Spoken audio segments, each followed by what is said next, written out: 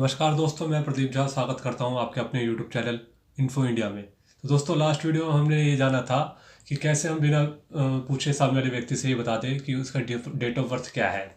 और आज की वीडियो हम ये पता लगाएंगे कि कैसे हम सामने वाले व्यक्ति से बिना पूछे ये बता दें कि वो जिस दिन पैदा हुआ वो दिन कौन सा था, यानी कि वो किस दिन पैदा हुआ, जैसे शुक्रवार था, शनिवार था या रविवार था। तो लास्ट जो ट्रिक थी वो तो बहुत ही साधारण थी, उसे समझना बड़ा आसान था। बट आज की जो ट्रिक है वो थोड़ी पेचीदा है, जिनको समझने के लिए कुछ जानकारियों को, कुछ हमें जो है बारीकियों को सीखना होगा। और इन बारीकियों को सीखने के लिए हमें वीडियो को एंड तक देखना होगा। तो आपसे विनती है कि वीडियो को एंड तक देखें, क्योंकि अगर आपने वीडियो को स्किप कर करके देखा तो ये ट्रिक आपके समझ में नहीं आएगी। और यदि आपने बीच में ही वीडियो बंद कर दी तो भी आपको ये ट्रिक समझ में नहीं आएगी। तो वीडियो को अंत तक देखें और ट्रिक को समझें। आइए ट्रिक की शुरुआत करते हैं। तो ये बातें तो हम सबको पता है कि साल दो प्रकार के होते हैं, एक साधारण वर्ष और एक लीप वर्ष।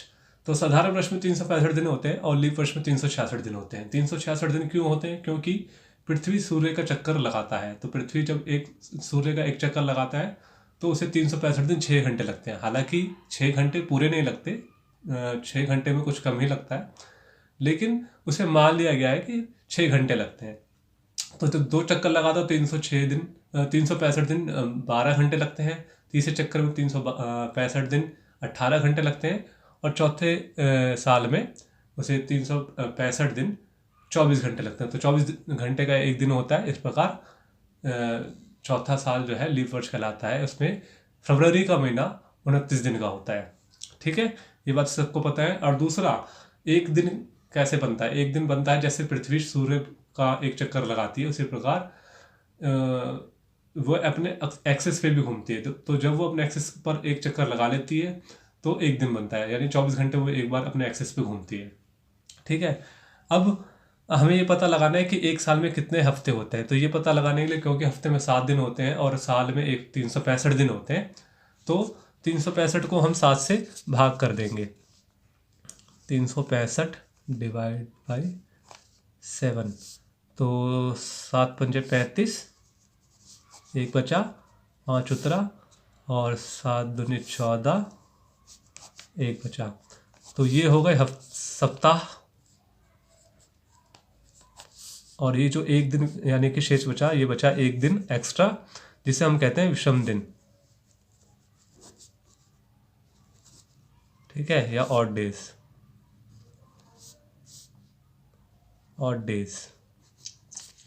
ठीक है, तो जब साधारण वर्ष में 365 दिन होते हैं तो 52 सप्ताह एक विषम दिन होता है। तो इसी प्रकार लीप वर्ष में 2 विषम दिन होंगे। क्यों? क्योंकि इसमें 2 दिन एक्स्ट्रा होते हैं। ठीक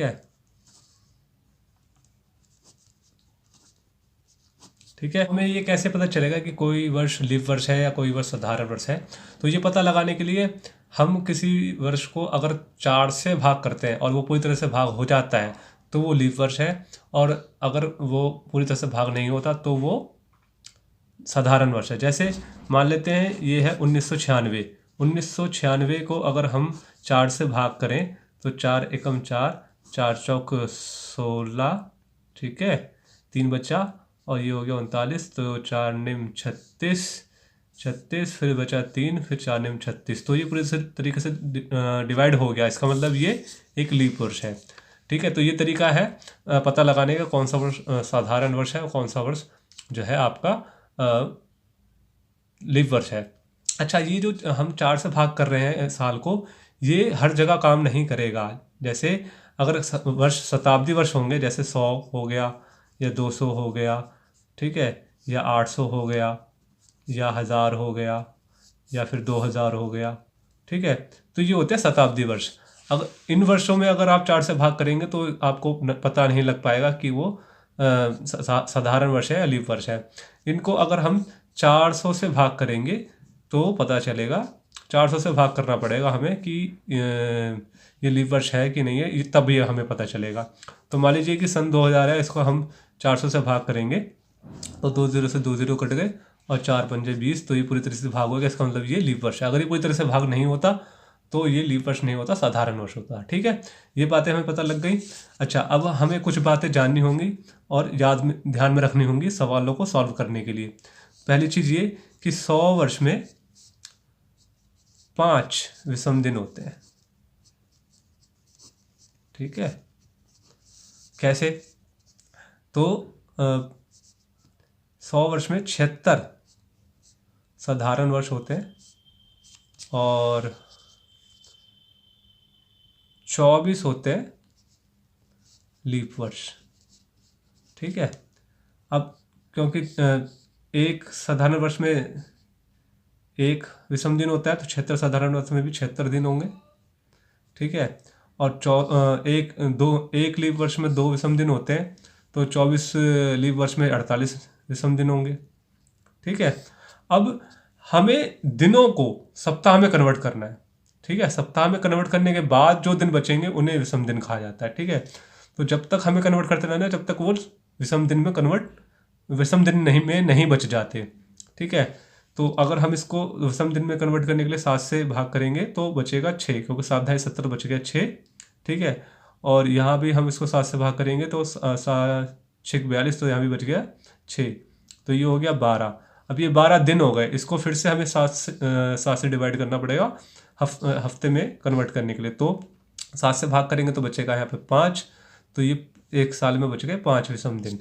ठीक है, इस तरीके से 200 साल में होगा 3 विषम दिन। अब आप बोलेंगे 3 विषम दिन क्यों होंगे? जब 100 साल में 5 विषम दिन है तो 200 साल में 10 विषम दिन होने चाहिए। हाँ, बिल्कुल होने चाहिए, लेकिन अगर 10 विषम दिन हो जाएंगे तो इसको तो हम हफ्ते में कन्वर्ट कर सकते हैं ना। 7 × 7 बचा 3, तो इस तरीके से 3 आ गया। ठीक है, 300 वर्ष में होंगे 1 विषम दिन, 400 में 0, 800 में 0, 1200 में 0 और 1600 में भी 0। तो ये चीज़ें हमें याद करनी पड़ेगी। और दूसरी चीज़ जो याद करने वाली है वो उसके बारे में थोड़ा सा मैं आपको बता दूं कि जब कैलेंडर का जो स्थापना हुई थी तो उसमें दिन इस प्रकार से लिखे गए थे कि रविवार पहले होगा, फिर सोमवार, फिर मंगलवार, फिर बुधवार। जैसे आज भी हम इंग्लिश में बोलते हैं संडे, मंडे, ट्यूसडे, वेडनेसडे। तो इसी प्रकार से हम इस ट्रिक में भी याद रखेंगे आगे के सवालों को सॉल्व करने के लिए। जैसे अगर 0 विषम दिन आया तो रविवार होगा। ठीक है, 1 आया तो सोमवार, 2 आया तो मंगलवार। ठीक है, और 3 आया तो बुधवार,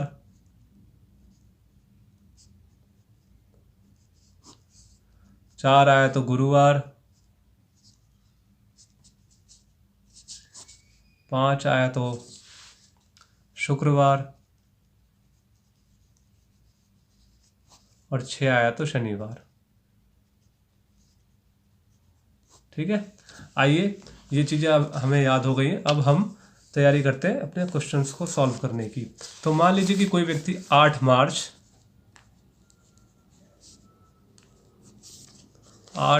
2008 को पैदा हुआ है। ठीक है, तो अब हमें पता लगाना है कि वो किस दिन पैदा हुआ है, वो कौन सा दिन था, सोमवार था, मंगलवार था या बुधवार था। तो हम 2008 को इस तरीके से लिख सकते हैं। पहले हम साल लिखेंगे और फिर उसके बाद हम दिन लिखेंगे। तो 2008 को हम इस तरीके से लिख सकते हैं 1600 + 400 + 7 और +8 मार्च तक। ठीक है, इस तरीके से हम लिख सकते हैं। अच्छा, अब 1600 + 400 ये हो गया 2000 और 7 मार्च तक, यानी ये हो गए 7 साल, तो हो गया 2007। और 8 मार्च तक के दिन लेंगे हम, क्योंकि 2008 पूरा नहीं बीता है। तो 8 मार्च तक जितने दिन हैं वहाँ यहाँ पर उतने दिन लिखे जाएंगे। ठीक है, क्योंकि 2008 पूरा नहीं बीता है। खैर, अब क्योंकि ये 8 मार्च है तो 8 मार्च से पहले फरवरी आता है, तो फरवरी भी काउंट होगा। तो फरवरी में कितने दिन थे 2008 में? 28 या 29। ये जानने के लिए हमें ये पता करना पड़ेगा कि ये लीप वर्ष है कि नहीं। और लीप वर्ष हम कैसे पता करेंगे? 4 से भाग करके। तो ये 4 से पूरी तरह से भाग हो जाएगा, आप देख लीजिएगा, तो ये कहलाएगा लीप वर्ष। तो इसका मतलब इस वर्ष में 29 का महीना होगा फरवरी। ठीक है, तो 400 का हमने विषम दिन क्या ज्ञात करा था यहाँ पर कि 0 होगा, तो 0 लिख देंगे। 1600 का, और 400 का भी 0 है। ठीक है, अब हमें ये पता लगाना है कि 7 वर्ष में कितने लीप वर्ष होते हैं और कितने साधारण वर्ष होता है। तो जाहिर सी बात है 7 ही वर्ष है, तो एक ही लीप वर्ष होगा, प्लस 6 साधारण वर्ष होंगे, और 8 यहाँ पर हम 8 मास तक दिन गिनेंगे। तो 31 हो गया जनवरी का, 29 हो गए आपके फरवरी के, टोटल लगा 60, और ये 8, 60 और 8 68 हो गए। ठीक है, जीरो यहाँ तो जीरो जीरो ही हो गया। एक लीप वर्ष का मतलब हो गया 2 दिन, प्लस यहाँ पर 6 साधारण वर्ष के में 6 ही दिन होते हैं, तो ये हो गया 6 दिन। और ये 68 को अगर हम इसको 7 से भाग करेंगे तो 7 में 63 बच जाएगा 5। ठीक है, तो ये हो गया 8 5 13, 13 को हम 7 से भाग करेंगे तो बचेगा 6। इसका मतलब वो व्यक्ति शनिवार को पैदा हुआ होगा। क्यों? क्योंकि 6 हमने यहाँ पर क्या देखा था कि 6 होगा तो शनिवार आएगा। ठीक है, अब हम दूसरा सवाल लेते हैं। मान लीजिए कि कोई व्यक्ति 5 जनवरी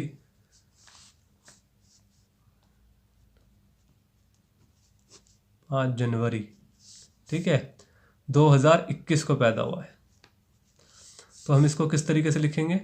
1600 प्लस 400 प्लस 20 प्लस 5 जनवरी तक। ठीक है, 5 जनवरी तक क्यों लिखा है? क्योंकि 2021 5 जनवरी तक ही गया, तो 5 दिन और लिखेंगे यहाँ पर।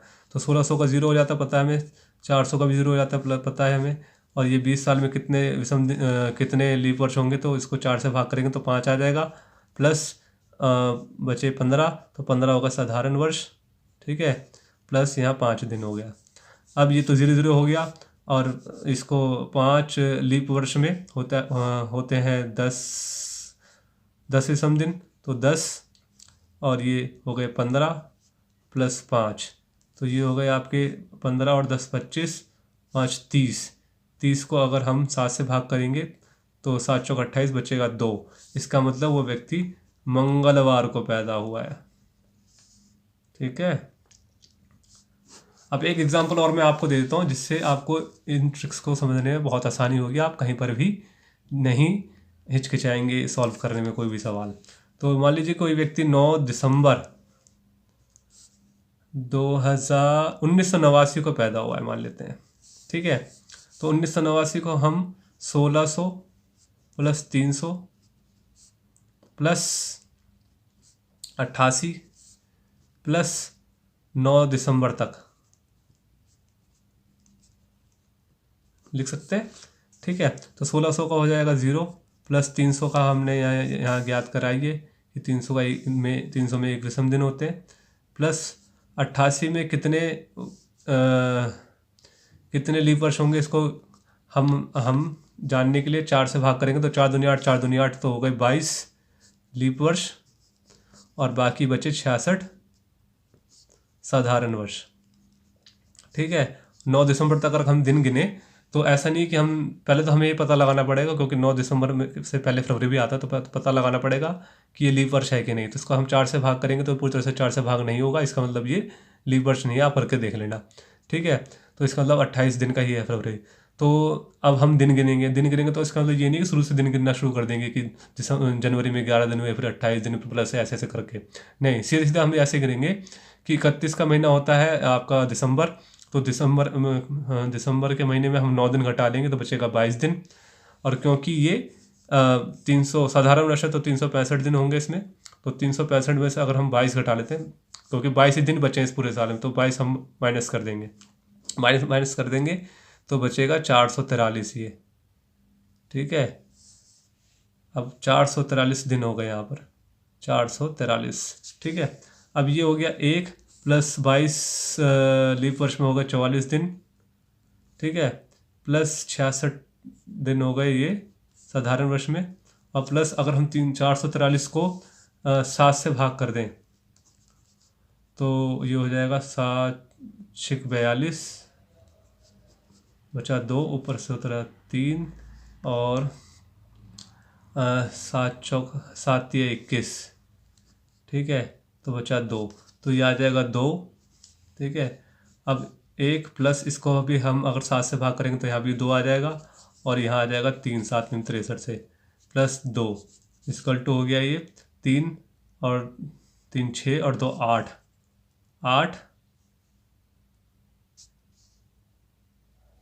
नहीं नहीं नहीं, हाँ हमने शायद शायद शायद शायद शायद कुछ कुछ गलती करी है, कुछ गलती करी है, शायद हमने यहाँ कुछ गलती करी है।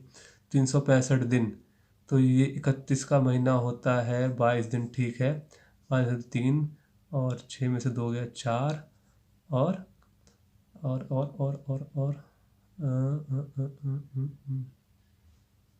ये सॉरी यहाँ पे होगा 3, यहाँ गलती कर दी हमने, ठीक है। तो ये 3 हो गया। 343 को अगर हम 7 से भाग करेंगे, यहाँ कर लेते हैं। 343 को 7 से भाग करेंगे अगर हम, तो 7 चौक 28, 6 बचा, ऊपर से उतर 3, 7 9 63, तो एक भी दिन नहीं बचेगा यहाँ पर।